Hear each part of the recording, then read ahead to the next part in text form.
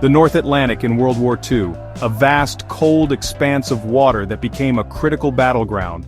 The ocean, with its relentless waves and icy winds, was a formidable adversary in itself. But it was here, in these unforgiving waters, that one of the most crucial conflicts of the war took place. Gray sky meets gray water, a cold wind howls. The North Atlantic was a place where the elements themselves seemed to conspire against those who dared to traverse it. The sky, perpetually overcast, cast a somber pall over the churning sea below. The waves crash against steel hulls. Ships, both military and merchant, were constantly battered by the ocean's fury. Every voyage across these waters was a test of endurance and resilience. This was the terrifying world of the U-boats. Beneath the surface of the North Atlantic, hidden from view, lurked a deadly threat. The German U-boats, with their sleek, menacing profiles, were the predators of these waters. These German submarines, sleek and deadly, prowled beneath the waves.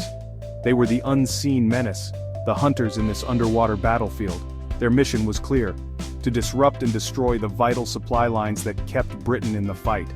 They were the hunters, the unseen menace. The U-boats operated with a deadly efficiency, using the cover of darkness and the vastness of the ocean to their advantage. Their prey, the merchant convoys, the lifeline of a struggling Britain. These convoys, laden with essential supplies, were the targets of the U-boats' relentless attacks. The Battle of the Atlantic was a fight for survival.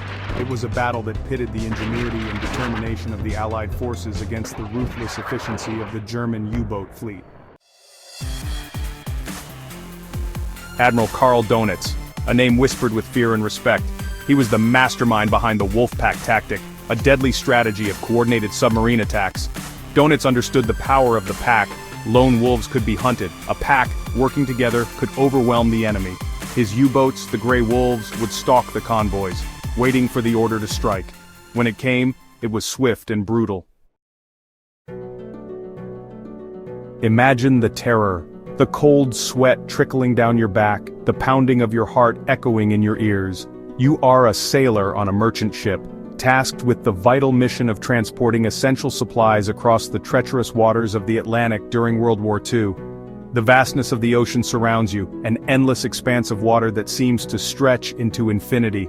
The sun has set, and the darkness of night envelops your vessel, making it difficult to see anything beyond the immediate vicinity of the ship. You and your fellow crew members are on high alert, knowing that danger could strike at any moment. The tension is palpable, and every creak of the ship, every splash of the waves, seems to carry a sinister undertone. Suddenly, without warning, explosions rip through the night.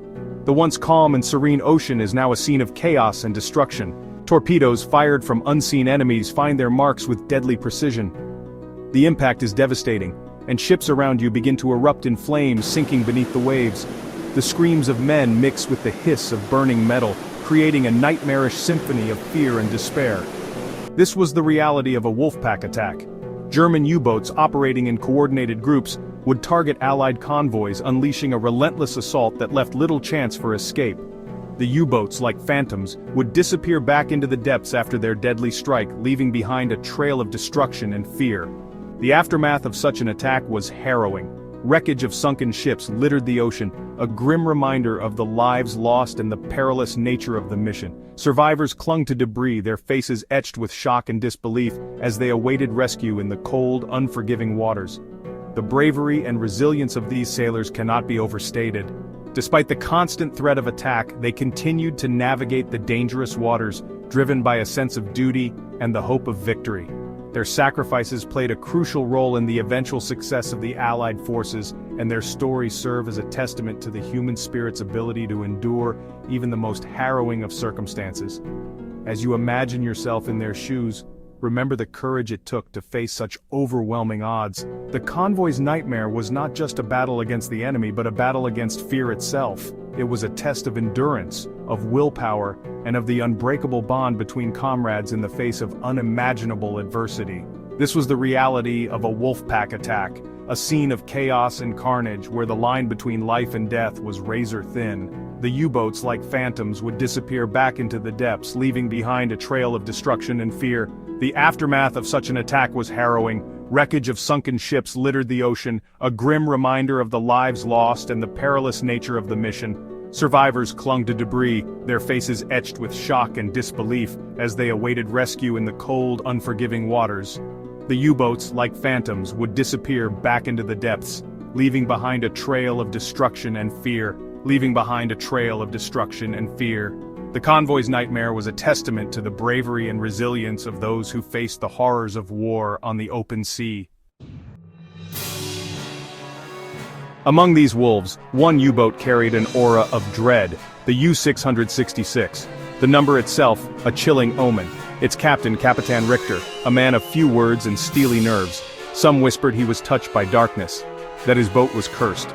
True or not, the U666 compiled a chilling record of kills. It seemed to vanish and reappear at will, like a phantom of the waves. Its presence brought a cold dread to even the bravest sailor. Strange tales followed the wolf packs, stories of unexplained events. These submarines, known for their deadly efficiency, were also shrouded in mystery. As they prowled the depths of the ocean, sailors whispered of eerie encounters and inexplicable phenomena. The cold, dark waters seemed to hold secrets that defied logic and reason. Whispers of supernatural forces at play. Some believed that the ocean itself was alive, a sentient being that could influence the minds of those who dared to venture into its depths.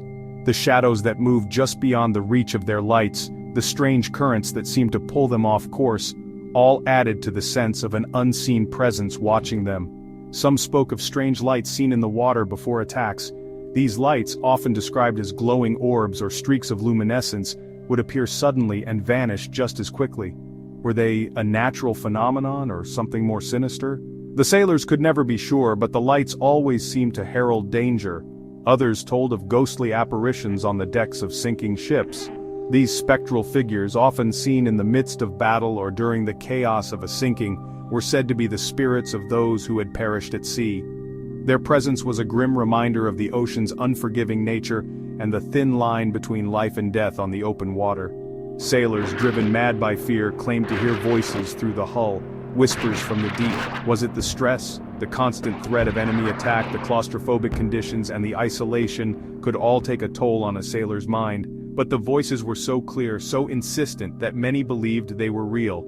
They spoke of lost souls, of ancient beings that dwelled in the depths, and of a darkness that could consume them all. The isolation of the open ocean, or something more? The vast, empty expanse of the sea could play tricks on the mind, making even the most rational person question their sanity. But there were those who believed that the ocean held secrets far beyond human understanding, that beneath the waves lay a world of mystery and terror, waiting to be discovered. Whatever the cause, the North Atlantic was a place of mystery and terror. The storms that raged across its surface, the battles that were fought in its waters, and the countless lives that were lost all contributed to its dark reputation. For those who sailed its treacherous waters, the North Atlantic was a place where the line between reality and the supernatural was often blurred. Some U-boats like the U666 met their end in the depths, torpedoed, sunk by depth charges, or lost to unknown fates. The ocean swallowed them whole. No wreckage, no survivors, just an eerie silence where once the hum of engines and the whispers of the damned had filled the void. These disappearances fueled the legends. The North Atlantic, a graveyard of steel and bone, held its secrets close. As the war turned, the hunters became the hunted. Allied technology improved. Sonar, radar, and code-breaking turned the tide. The wolf packs, once unstoppable, faced relentless assault. Their advantage, the element of surprise, was gone. The depths, once a sanctuary, became a tomb. Today the wrecks of U-boats litter the ocean floor, silent reminders of a brutal conflict. The men who served on them, both victims and victors, lost to time. But the stories remain, passed down through generations, tales of bravery and brutality, of terror and the supernatural. The echoes of the wolf pack still resonate in the deep. Some say the wolf packs still roam the depths. Ghosts of steel, crewed by the souls of lost sailors. A chilling thought. The North Atlantic, vast and unforgiving, keeps its secrets. But one thing is certain, the legend of the wolf pack, like the ocean itself, is deep and enduring.